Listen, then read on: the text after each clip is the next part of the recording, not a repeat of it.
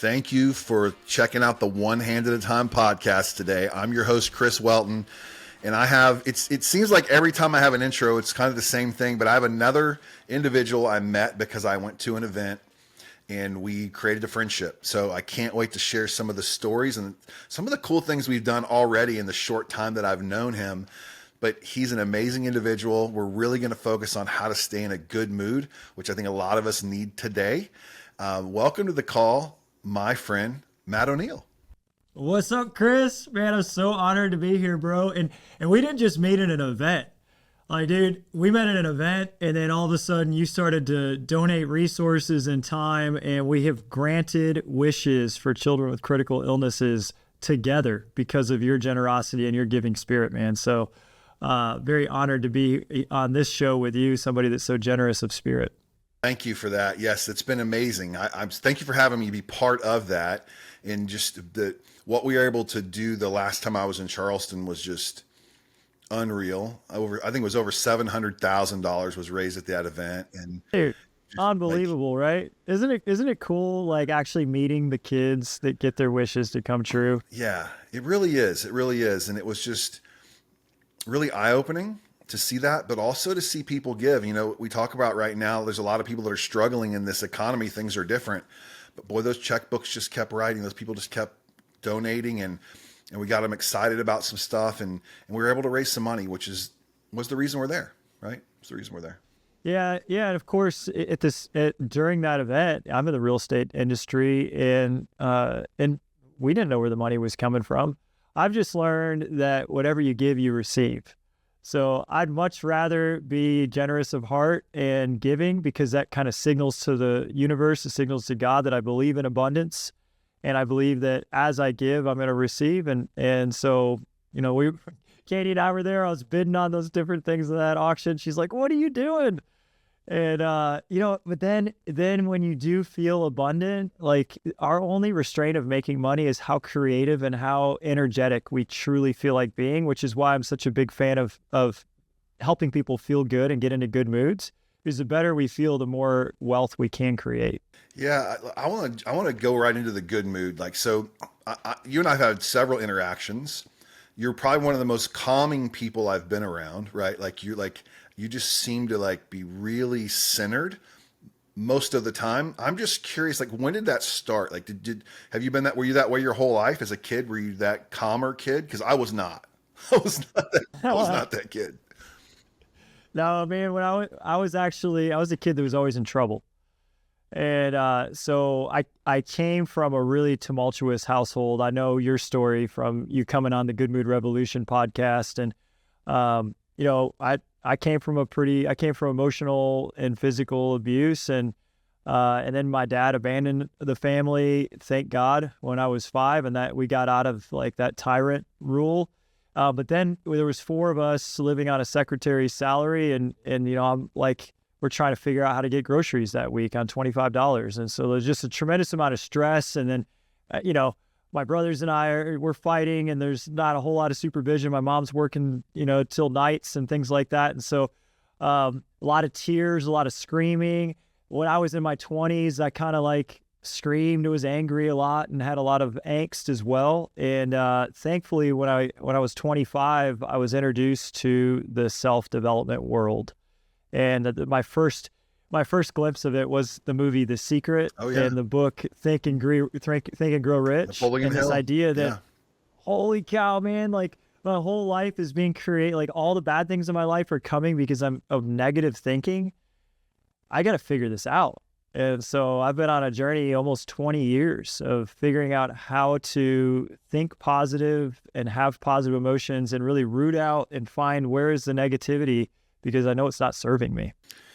Yeah, I'm curious. So we always go back to the things that we're caught, not taught when we're kids, right? Like, my story. I learned the money habits of a drug addict, right? That was how I learned the struggles with money. And you're talking about your mom doing the best she can with $25 a week for groceries. How have you been able to keep that scarcity mindset out of your head? Because I feel I'm an abundance mind guy a lot, But man, even just last night, for some reason, I'm sitting on the couch and all of a sudden the scarcity mindset just like somebody must have left the door open and it creeped its way in because it got me. Like, I mean, it got me on the couch Yeah. last night. So I'm just, how do you manage that? Yeah. So there's 8 primary bad moods. One of those is fear. And I've got a book coming out this December. And so I've just gotten really, really tight on my understanding of each of these emotions. Well, scarcity mindset is the emotion of fear. And when we go into fear, I think fear is really helpful. Like it's extremely helpful. We just don't want to stay there. So of course I feel fearful. I feel fearful when we're losing money or somebody's suing me or the economy's changing or a bunch of people are leaving my company or whatever. Like events happen all the time and I feel fearful. The thing is to make friends with our fear. Like, hey, that's this scarcity mindset last night on the couch. It was alerting you to look at something closely. So usually when I have that fear or scarcity come over me, I say thank you. I welcome it and I grab a pen and I grab a paper and I just start to write down. I'm a huge journaler. I want to get it out of my head because Tony Robbins always said, when you're in your head, you're dead. I want to get it out of my head and onto paper where I can start to formulate a plan. And the way out of fear, there's only one way out of fear, and it's action. So so let's, if you're open to it, Yeah. what were the fearful thoughts from last night? Well, it had to do with money, which is the fear that I have most of the time. Like, so I'm building a new coaching business, right? I've gone all in. I've reinvested almost every dime I've made and then some to build this out, to write this book, to sponsor this podcast, to have this online summit I have coming. And I just had the natural, like, what are you doing? Like, what are you doing? You know what I mean? Like, I had to really wrap my head around that for a minute because I look at the times in my life where I've made a bunch of money and then I failed. I felt like I was in the same spot, but then I had to catch myself and go, no, you're not, because you're investing in your business. The last times you did this with money, you bought multiple Rolex watches and fancy cars and you went and gambled it all away in Vegas. So I had to center myself with that. Well, so the fear, that fear is there to help you, right? And so, there's sleepless nights that I have. The big NAR lawsuit change. That was a month of fear for me, like a month. I'm like, man, we could lose 40% of our revenue at worst case scenario. I'm thinking, how do I sell my office building? How do I retain any staff? Like, how do I figure out how to do this thing a lot less expensive? Can we even stay in business? Like a lot of fear, right? But this was all really helpful to me. So last night you're getting these messages of, hey, pay attention, Chris. And so one of the, if you can just sit down with a pen and paper and say, what is this fear asking me to examine? Well, the answer you just gave me is it's asking you to examine the way you're spending your money. And it's probably the other thing it's asking you to examine is what's your revenue model. And, as soon as you start to, even if you just write out the exact same plan that you're already following, the fear subsides and the scarcity subsides because you're just getting more clear on the actions that you need to take. Well, hey, with this NAR thing, I've totally rethought everything the way that we do business. We've looked at every single line item over and over. We figured out how to get more creative. We've now hired 2 and we're hiring a 3rd remote team member in the Philippines. And these are replacing 3 in-house people. All 3 of the remote team members are phenomenal at what they do. We've saved $150,000 in cost. So without those fear thoughts and then me creating plans on how could I do this more cost effective, we wouldn't be in that situation. So in a lot of ways, it can help us. Yeah, it did. I think it just reassured me that I was on the right track, that don't think you're doing the same thing over again because you're not. Like, some of this, it may look like that a little bit, but you're not. Like, you're not wasting the money. You're investing it in yourself. And it's just, anytime you open up a new business, and I left a really great job. I mean, I didn't have to really think about it. Twice a month, there was a nice big check. You just did what you did, right? So I've got one more for you just to chew on, is we've opened up a property management company, and and it's been breaking even. And I keep telling myself I'm investing in the growth of the business. And I finally said to my partner, I'm done investing. We are taking a paycheck next month. So June 1, we got ADP payroll, and we are taking a paycheck. And then I'm going to invest beyond that paycheck that comes to me every 2 weeks. So I'm not sure if you've opened up ADP, but that's one way where you can also quiet the fear down because you pay yourself first. I think there was a book called Profit First that really kind of opened my eyes to this. Like, all right, I have to pay myself first, and then I can invest with what I have left. Yeah, I like that. I mean, it's been, I mean, under most people, it's doing well. Like if I told you what we did, like I believe it's doing well for only being open since August of last year. So it's doing well, but I'm really trying to shorten the curve, right? I'm not trying to wait 10 years for it to be incredibly well.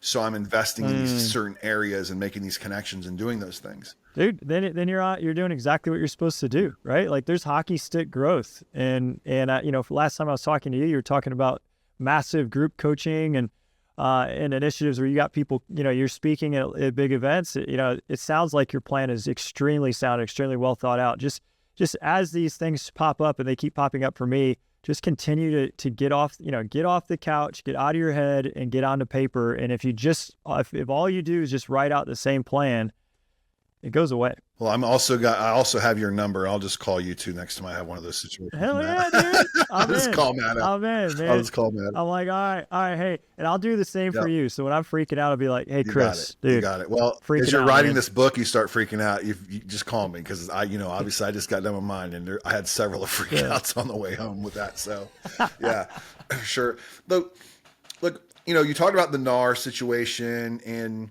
it's really, it's just crazy. It's changing, it's shifting. I came from the mortgage side. We had multiple shifts throughout that. Every time we had one, I made more money in the long run. I got better at what I did. So I think you'll do the same with what happens with NAR. But how do you control your mood to stay in a good mood when people around you are not? Like, how are you not absorbing that? Because I'm sure you're getting a lot of that around people maybe not in your immediate circle, but people you're doing business with right now in real estate with the NAR situation. Yes, it's right in my immediate circle, and it's right this morning. So my 10-year-old is, she's having a really tough time, and she's gaslighting her mom and me. And she's like telling us that we're bad parents and we don't love her. And it's a bunch of stuff that is stemming from an idea that she doesn't feel worthy. She doesn't feel good enough inside. And so it's like shame. It's the emotion of shame, which is this idea that she's rejected and not good enough. And, and in many ways I've created it, and it's my job now to help her grow through it. This is, my dad was, when I was talked about how he was so tough to be around, it was the same emotion. It was, he didn't love himself. And so then he put everyone around him down and made us all feel like dirt, because that's how we needed to be lower than him in his imaginary totem pole of how low he was. So he felt a little bit better about himself. And this is the hardest emotion to be around. It's the hardest emotion to deal with. Like the worst acts of humanity all happen under this emotion of shame. And so we're dealing with it right now in our home. And, I'm just, talking with my wife this morning. There's tears in our house, and we're talking, she's like, it is really hard. And the way that, because I know that it's a wound, I know that it's not about me at all. As she says, you don't love me, or, you don't see anything I'm doing, or you don't appreciate me. I know that none of that is true, because it's not, right? I know I'm so confident in how much I love and how much I adore her, and how great I think that she is, no matter how she feels, that then I'm able to see somebody that's lashing out at me for what it really is. It's someone who doesn't love themselves. And it's tough to say because this is my daughter, right? And so now my job is to help her love herself more. How could you do this with a coworker the same way, right? So if somebody that you work with, or, a client of yours is coming at you and telling you how awful you are, anytime someone is communicating in a negative way, I usually notice that, hey, people are usually giving love, or they're saying, I need love. That's really the only two types of communication that there are. So I just don't take it personal ever. One of my favorite thought experiments on this is to think of Jesus. Jesus has so much confidence in how loving he is and how high his integrity is, that there's no possible way you could ever offend him, no matter what you said, right? He would just see if you were like insulting him over and over, he'd be like, oh man, you poor soul. Like you must be really troubled with the way that you're coming at me. Well, if you have that much self-confidence in how high integrous you are and how loving you are and how much good you want to do in the world, when you see someone coming at you with attacks, you don't have to take it personal. You can just know, hey, this is a person that's kind of having a tough day. You're like your tone, everything changes because you're like, man, I can tell you're feeling pretty upset. What's going on? Right? And immediately they start to get diffused because usually what happens is they go to fight and they come at us. And then what do? We're like, whoa, man, don't come at me. And we defend. Well, defense is actually a counterattack. When instead of defense, you give them a hug, you don't ever have any conflict. So how did you get to that though? Like, I mean, coming from your childhood, you had to have a chip on your shoulder. And huge. And I look back at, I'm 51 years old. So I look back at 25-year-old Chris who was running car dealerships, and I was a jerk. Like me too. Like you came at me. It was a bad day for you. It was a really bad day for you, man. Like absolutely. I was always on the defense. I was always just ready. I was ready to go at the drop of a hat. It didn't matter if it was the drive-through person at Taco Bell or if it was somebody in the showroom at the dealership. I was always ready to go. Dude, Chris, I'm right there with you. I was the exact same way in my teens and 20s, without a doubt. I did a call yesterday with Renee Rodriguez, someone who we talked about earlier. We were doing some stuff for the summit I have coming up, and I wanted some neuroscience behind adversity. And what I've learned by putting myself through a routine of adversity, which you helped me brand this last time we talked. I've been really taking and running with my undefeated morning, by the way.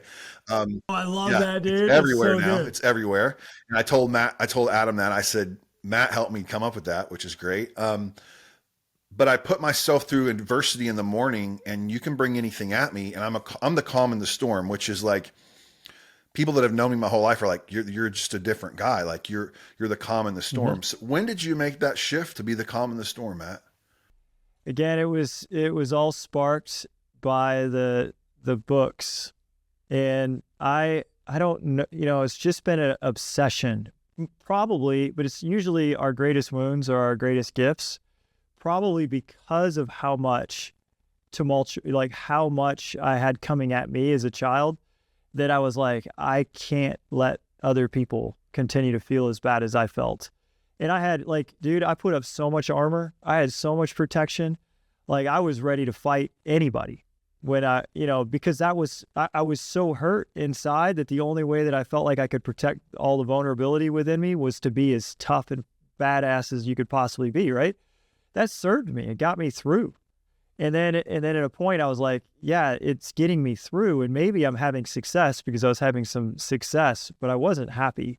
And so there was like the light bulb started to go on. And so the best work I ever found on this was books by a lady named Byron Katie.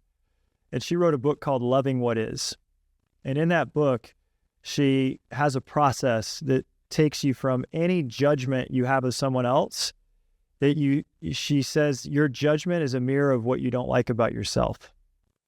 So I've done hundreds of these worksheets of hers where you judge your neighbor and then you turn around and see that it's me. And so like just taking an easy example, man, I can't believe Liz sent me this email. She's such a bitch. Well, I'm like, all right, so my judgment of Liz is a mirror of what I think about myself. How am I being bitchy right now? And I'm like, okay, I'm a bitch. Why? Well, I'm bitching about Liz. I haven't even talked to her yet. That's pretty bitchy. Just go ahead and bitch about her. How else? Well, man, I kind of live a pretty amazing life, and for me to complain at all, to bitch about anything is pretty bitchy, right? Right. So then it turns into like somebody really harms you. Like somebody, I've had a couple lawsuits. People have come at me and sued me for things that, just felt pretty greedy. And so my judgment would be, man, you're super greedy.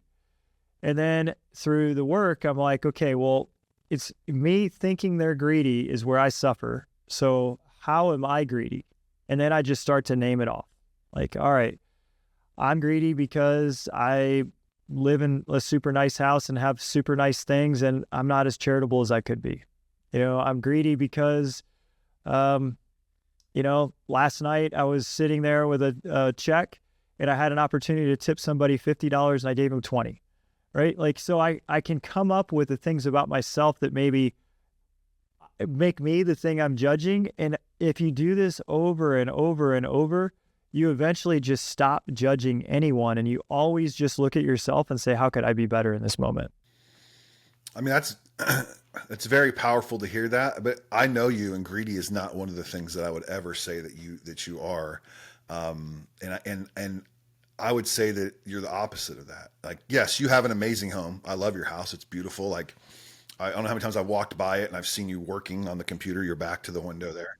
I think Adam has thrown rocks at the window multiple times when I'm with him. Yeah. I don't know. That's one of my pet things is when someone calls me greedy. Like, I've had some people call me greedy. I'm like, oh man, I am not, like, that's a trigger word for me. Like, I'm the least greedy. Like, that's super, like, not, I mean, it really hits the core at me. Uh-huh. How do you fix that in your head? Like, if you're saying that you're greedy because you didn't get $50 or you could have been more, like, how do you overcome that? Like, how do you not feel greedy? So if it's a trigger for you, and that means there is a piece of you that does believe that there's some truth to it. And that's great, because this is what I've, again, through the work of Byron Katie, she said, I look forward to someone calling me greedy again. And you're like, man, why would I look forward to that happening again? This is the thing that triggers me. It's the thing that really riles me up. And she said, you look forward to it happening again so that you can see if you've cleared it all. And so if you do get triggered, there are pieces of guilt. There's some shreds of guilt in your subconscious and they're deep down, right? Like, this isn't conscious. Like, I see how freaking charitable you are. I know your heart, dude. You'd give me the shirt off your back if I needed it. That's the type of guy you are. And yet there's a subconscious belief somewhere inside, probably programmed from some BS growing up thing that rich people are bad, and now you've got some money and you're bad, right? And it doesn't make any logical sense, but it's down there in your subconscious somewhere if you're still getting triggered. And so your role now is just, okay, when you get triggered, is to say, all right, that's great. I've been triggered. I have an opportunity now to uncover this hidden self-destructive thought, pull it out and get rid of it for good, because it's not serving me.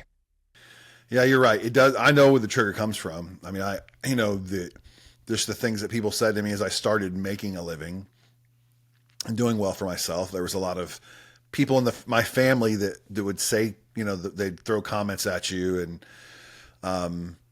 And then I remember a lot as a kid is my stepdad was like, so just about people that had money. It was always like, they're probably doing something illegal, or they're this or that or whatever. And you're like, yeah, that makes sense to go back to that, because that's the last thing I want it to be. And greedy it's still a trigger word for me, man.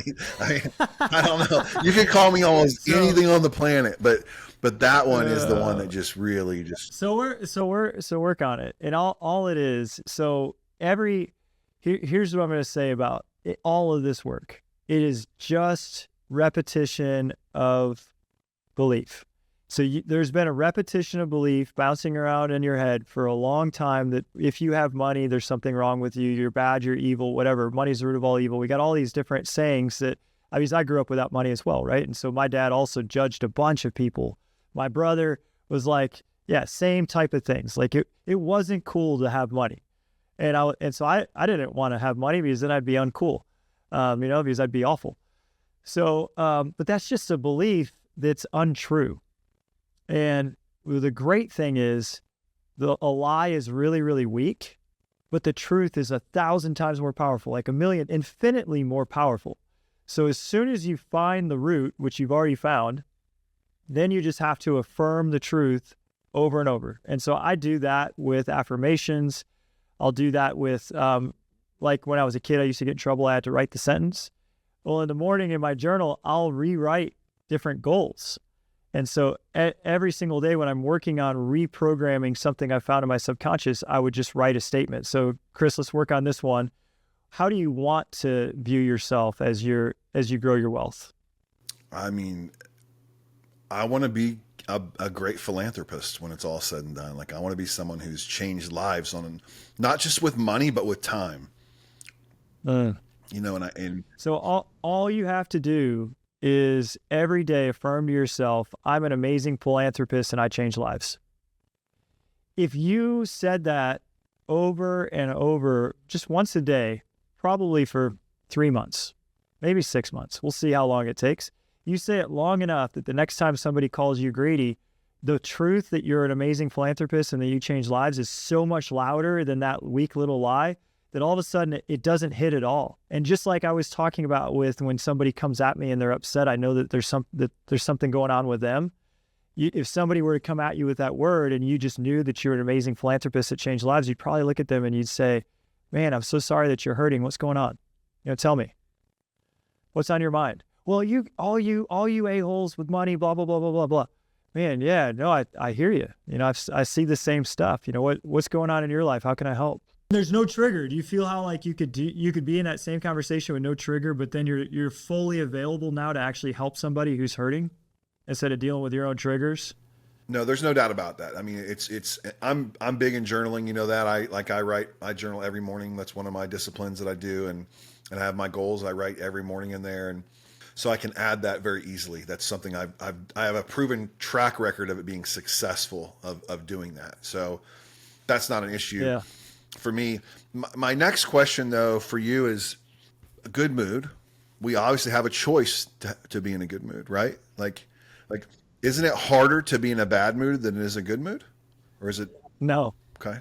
No, it's so easy to be in a bad mood. It takes no energy.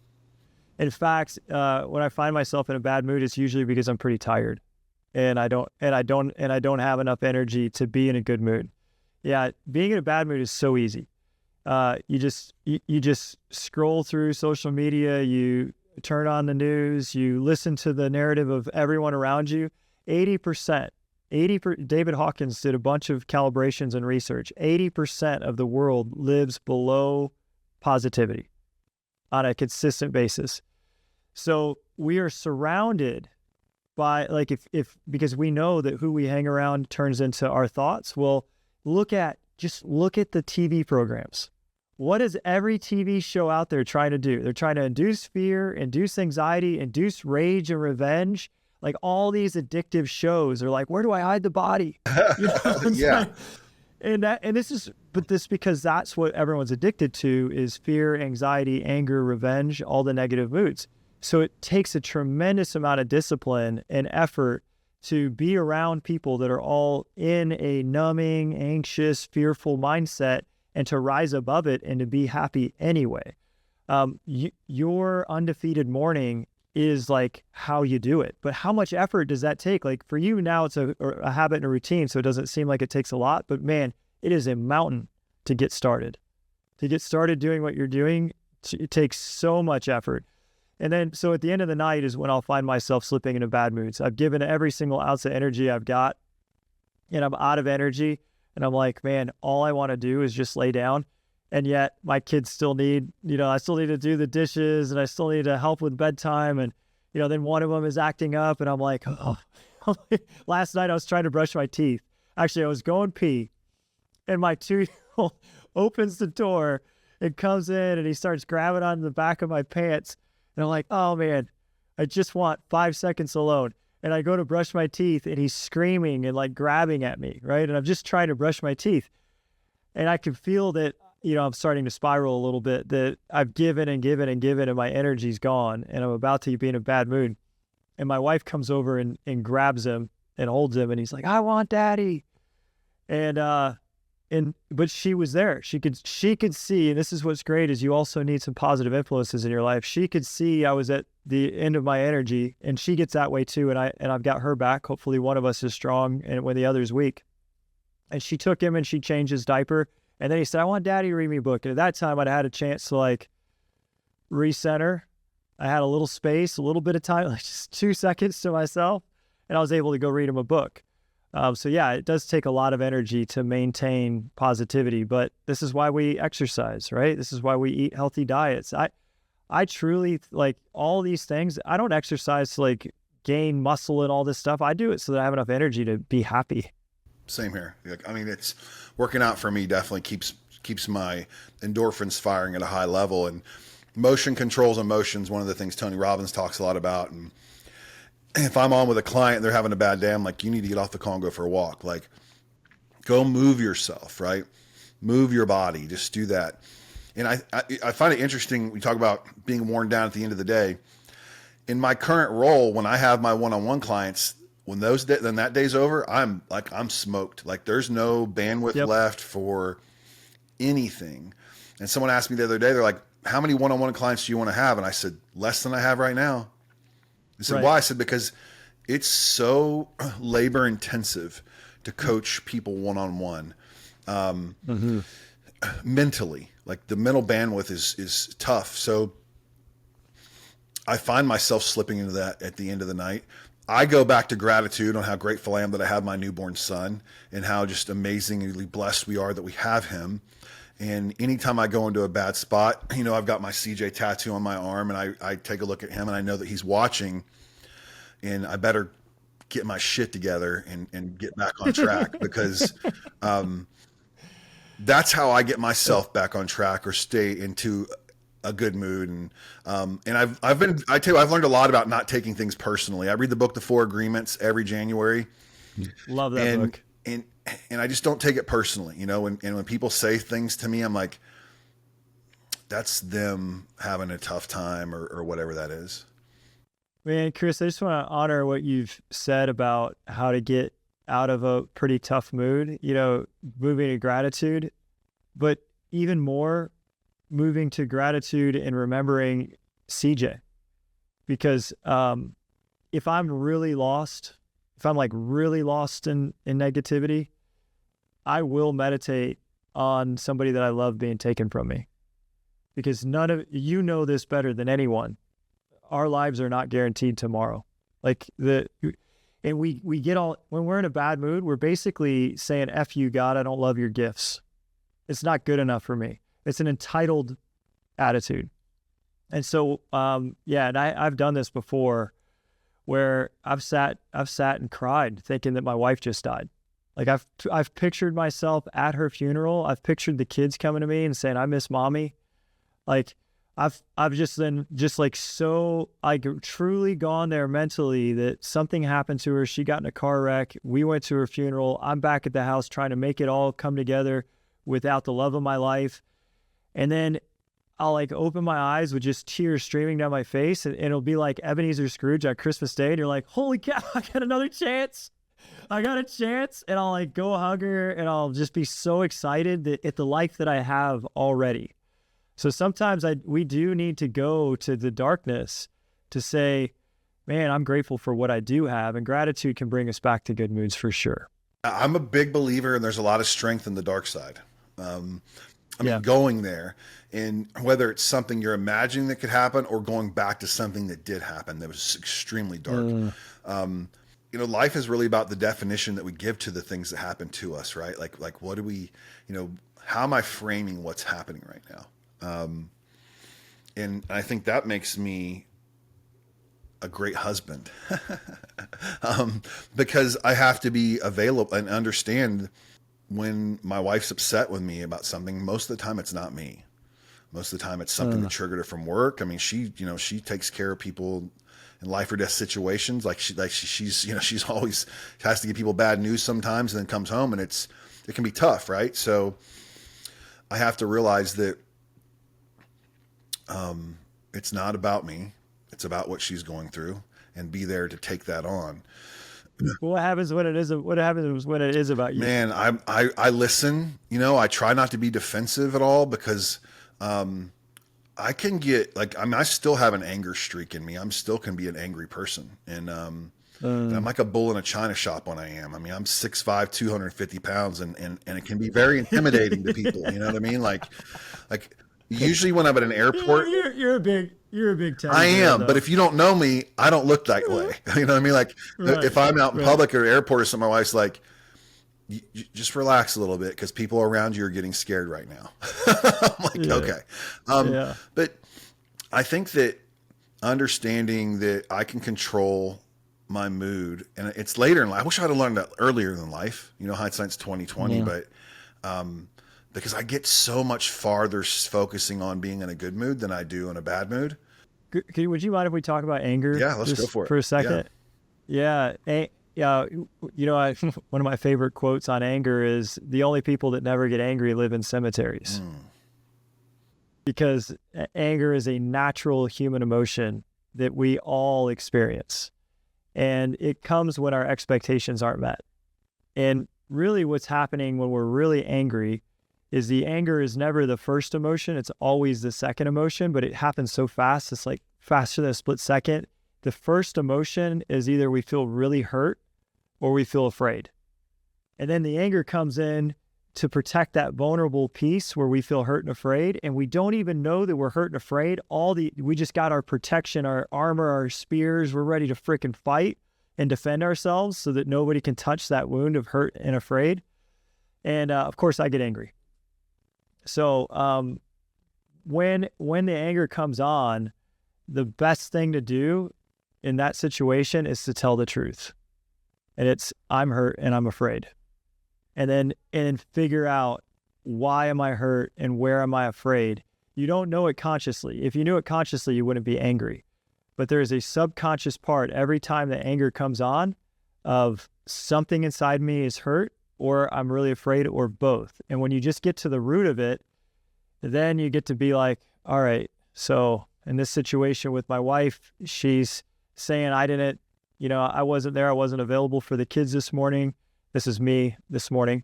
I wasn't available. I wasn't there for the kids. I was finishing my books. She's really frustrated with me. I can feel myself getting angry.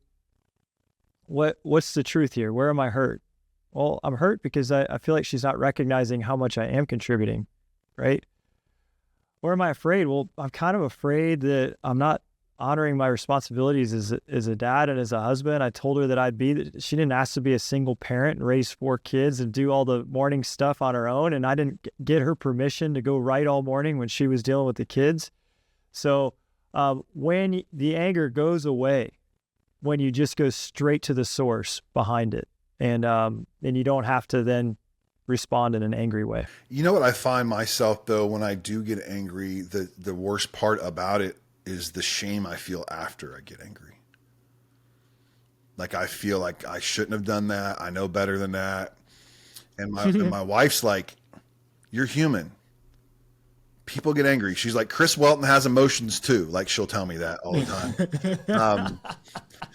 Because I get really, there's a lot of shame involved when I get angry. It's like, I shouldn't have gotten angry about that. I should have been able to navigate that better.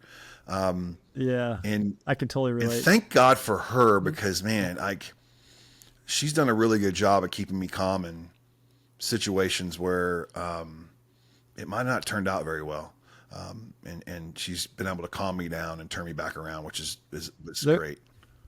There's a fascinating documentary and book. The documentary is called All the Rage, Saved by Sarno.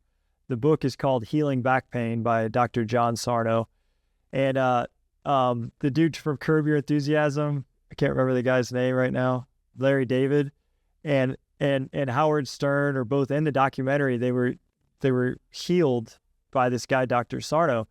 And what it is it like physical pain in our body, like typically back pain, neck pain or back pain. A lot of, it's like such a huge industry. Billions of dollars are spent trying to heal this back pain and this neck pain and this knee pain and shoulder pain. And Dr. Sarno found that he was actually a back surgeon, and he would give surgeries to people and then their pain would not go away. And he's like, man, but I saw they had the ruptured disc, and and finally, after years of people not getting better from his surgeries, he tried to figure out what is really causing the pain. And he discovered that it was unaccepted anger that had accumulated in their bodies. Wow. So I had a tremendous amount of back pain in my 30s, like tremendous. I went to a surgeon. I'm like, please cut me. Like, just whatever you could do, fuse some freaking vertebrae together. I couldn't get out of the car. Like, I couldn't walk. I had special pillows. I was using ice packs, all this stuff, right? Seeing the chiropractor, acupuncturist. And it was somebody told me to read that book, Healing Back Pain. And he said, your back pain is not from structural damage. It's unaccepted anger within you. And he said, it will go away as soon as you accept that this anger is part of you and you recognize that you're harming yourself. And so what we do is we don't think we're supposed to be angry. We're taught when we're kids, if we throw a temper tantrum, that we're wrong or something's wrong with us and you shouldn't act out, and you shouldn't kick your brother and all this other stuff, right? So every time we get angry, we feel shame, like you said, and we feel guilt. Well, our parents used to punish us when we got angry, but we punish ourselves now with pain. Literally, our subconscious will restrict the blood vessels in our back and create chronic back pain, or restrict the blood vessels in our neck. And it will really create issues where we're constricting our muscles in such a way that we actually cause discs to bulge and things like that. It is all self-punishment due to unaccepted anger. And the amazing thing was that he said, hey, here's the treatment. Now you know you're doing it to yourself. Stop. And within a few months, my back pain was gone. And it's not come back. Can you, and it's can you been give me over a a decade. definition of what you mean by unaccepted anger? Exactly how you described it, that you feel bad when you get angry. Got it. So the anger, the emotion, Michael Singer wrote a book called The Untethered Soul. Mm-hmm. He talks about Love that book, samskaras, yeah. which are, and samskaras are, we have an emotion that we don't let pass through. So getting angry, he talks about an emotion being like a storm cloud. It has a beginning, and then it has like the big feel of the emotion, and then there's afterwards. And if you just allow the emotion of anger to come over you and move straight through you without holding on to it or trying to push it away and saying, I shouldn't feel this, it will naturally release. But if you say, I shouldn't feel this, the emotion gets trapped in your body. And if you do that enough times, like I did, anger, shouldn't be feeling this, anger, I'm bad for feeling this, anger, I hate myself when I feel this way. You accumulate so much of those samskaras that your body starts to manifest physical pain. I think probably disease as well is coming from unaccepted emotions a lot of times. I'm not saying all the time, but a lot of times.